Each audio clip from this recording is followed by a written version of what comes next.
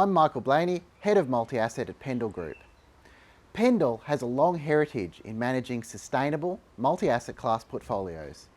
We have a dedicated multi-asset team of 4, including myself, with an average of 18 years industry experience.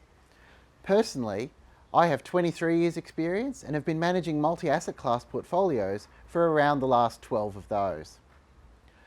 Before I talk about how we manage the portfolio, it's important to start with the key drivers of returns from a multi-asset class strategy. Firstly, the long-term strategic asset allocation, which is a mix of equities, property, bonds, alternatives and cash, designed to deliver an attractive long-term return consistent with the target risk profile of the portfolio. Strategic asset allocation is really important because it ultimately determines 90% of the risk and return in a balanced portfolio.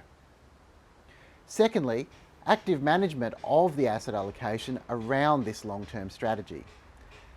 And finally, active management of the underlying asset classes.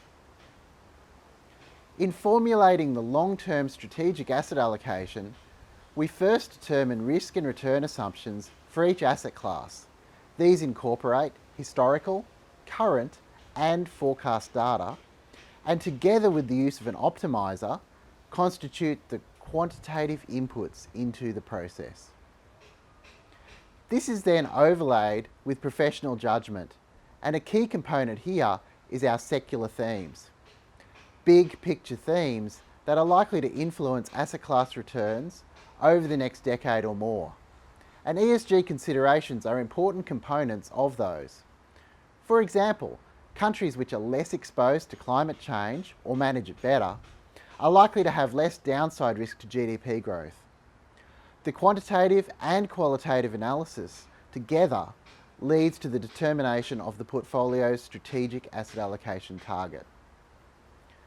Now, while the strategic asset allocation is designed to deliver in the long term, it's also important to manage the allocation actively through time.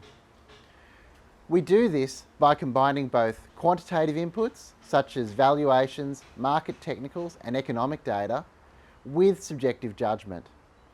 Markets can be volatile and at times irrational, so it's important to have a disciplined process and stick to it.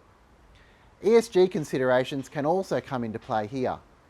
For example, where within a market, historically corporate governance has been weaker and management not overly shareholder friendly, an improvement in shareholder focus, even off a low base, can be an important catalyst to help an undervalued market rally. Finally, on why I believe an ESG portfolio is the way forward for investors. Firstly, it's been well known for a long time that better governance leads to better returns. Secondly, ethical screens remove exposure to a lot of companies that do harm and so carry a lot of regulatory risk. However, for me, the most exciting aspect is sustainability. A powerful mix of consumer behaviour, stakeholder expectations and regulatory intervention is likely to give sustainable portfolios a significant edge for the next decade and beyond. Thank you.